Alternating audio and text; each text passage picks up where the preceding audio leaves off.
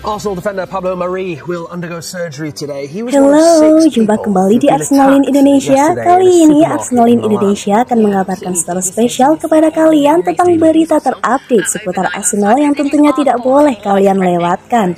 So, pastikan tonton sampai selesai ya. Mari in Gazzetta dello Sport today saying, "Today I was lucky because I saw a person die in front of me." Termasuk Arteta yang miskin taktik, 3 faktor yang buat Arsenal mulai kehabisan bensin. Arsenal kembali menelan pil pahit dengan mendapat raihan negatif dalam lanjutan Liga Eropa 2022-23 kala bertandang ke markas PSV Eindhoven Kamis malam WIB. Dalam duel tersebut, Arsenal yang berusaha memperpanjang rekor kemenangan di fase grup Liga Eropa justru harus takluk dengan skor 0-2 dari tuan rumah PSV. Arsenal yang tampil full tim di laga ini dengan kombinasi pemain utama dan pelapis harus menyerah lewat 2 gol lawan di babak kedua.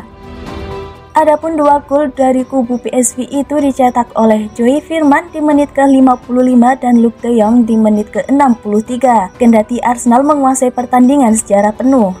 Hasil buruk yang didapat Arsenal ini pun meneruskan raihan negatif di laga sebelumnya. Sebelum tumbang 0-2 dari PSV, The Gunners sempat terjungkal di kancah Liga Inggris 2022-23. Skuad arahan Mikel Arteta itu sempat terjungkal di kancah Liga Inggris 2022-23 kala ditahan imbang oleh tim papan bawah Southampton Minggu. Hasil imbang melawan Southampton itu pun mengakhiri 4 kemenangan beruntung The Gunners, sehingga posisinya di puncak klasemen pun kini terancam. Dengan rentetan hasil minor ini, memang terlalu dini menyebut Arsenal sudah kehabisan bensin dalam perjalanan cemerlangnya di musim 2022-23. Namun raihan ini pun menunjukkan ada beberapa faktor yang membuat Arsenal justru mengendut dan menunjukkan tanda-tanda kehabisan bensin. Apa saja faktor itu? Arteta miskin taktik. Dalam 2 laga terakhir di mana Arsenal meraih hasil minor, The Gunners menunjukkan identitas permainannya sesuai keinginan Mikel Arteta, yakni menyerang dengan tampil dominan. Meski menyerang dan tampil dominan, Arsenal sendiri masih kurang dalam kemampuan membongkar pertahanan lawan yang menerapkan gaya bermain low block. Di laga kontra Southampton, Arsenal mampu menguasai permainan, jumlah operan, dan semua statistik dalam menyerang. Pun di laga kontra PSV, Arsenal juga menguasai semua statistik dalam menyerang serta menguasai bola. Naasnya, penguasaan ini tidak dibarengi dengan kemampuan membongkar pertahanan lawan yang solid. Hal inilah yang menunjukkan Arteta masih kekurangan taktik untuk mengalahkan lawan yang memainkan gaya permainan low block dan mengandalkan fast break.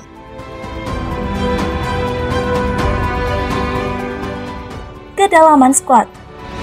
Arsenal saat ini berada dalam masa transisi. Masa transisi ini membuat The Gunners pun rajin bongkar pasang pemain di tubuh skuadnya. Lantaran kerap bongkar pasang pemain di skuadnya, Arsenal masih memiliki lubang-lubang di beberapa sektor vital dalam formasinya.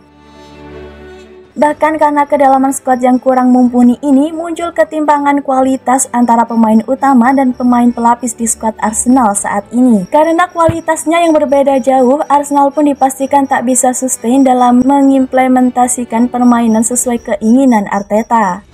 Karena kualitas yang berbeda jauh, Arsenal pun dipastikan tak bisa sustain dalam mengimplementasikan permainan sesuai keinginan Arteta.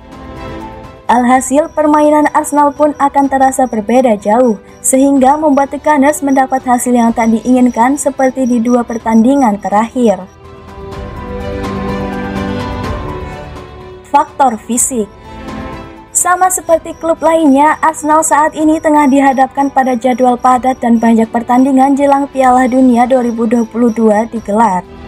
Sepanjang bulan Oktober ini saja, The Gunners telah menjalani 9 pertandingan dan akan melakoni pertandingan ke-10-nya di akhir pekan ini. Berkaitan dengan kedalaman skuad yang dimilikinya, faktor kelelahan pun perlahan mulai menimpa para pemain utama Arsenal. Apalagi dengan adanya tuntutan bahwa The Gunners harus mempertahankan tren positif di kancah domestik dan Eropa agar bisa merengkuh trofi di akhir musim. Tak pelak, tuntutan itu membuat Arteta kerap memainkan para pemain utama yang berujung pada kelelahan pemain yang akan berujung pada cedera dan menghancurkan musim terbaik Arsenal di bawah arahan pelatihnya itu. Pemain pinjaman Arsenal Pablo Mari ditusuk orang tak dikenal di Milan. Pemain Arsenal yang sedang dipinjamkan ke Monza, Pablo Mari menjadi korban penusukan. Ia mengalami luka di bagian punggung. Menurut laporan Sky Italia, Pablo Mari menjadi salah satu korban penusukan di pusat perbelanjaan di Milan Kamis. Selain Mari, ada 4 korban lainnya, 1 di antaranya meninggal dunia. Polisi telah menangkap seorang pria berusia 46 tahun yang diduga sebagai pelaku penusukan. Polisi masih mendalami motif pelaku, namun diduga pelaku mengidap gangguan psikologis. Mari mengalami luka di bagian punggung akibat penusukan tersebut. Untungnya, luka itu tak berakibat fatal untuk pemain asal Spanyol ini. Mari saat ini masih berada di rumah sakit untuk mendapatkan perawatan lebih lanjut.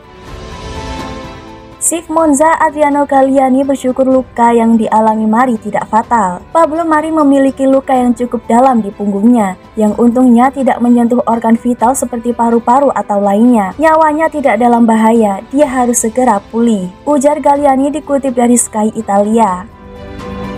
Sementara kubu Arsenal juga terus memantau kondisi Mari. Manajer Arsenal Mikel Arteta mengungkapkan bahwa pihak The Gunners terus berhubungan dengan kerabat dekat Mari. Saya tahu dari Edu, ia telah berhubungan dengan kerabatnya, kata Arteta dikutip dari situs Arsenal.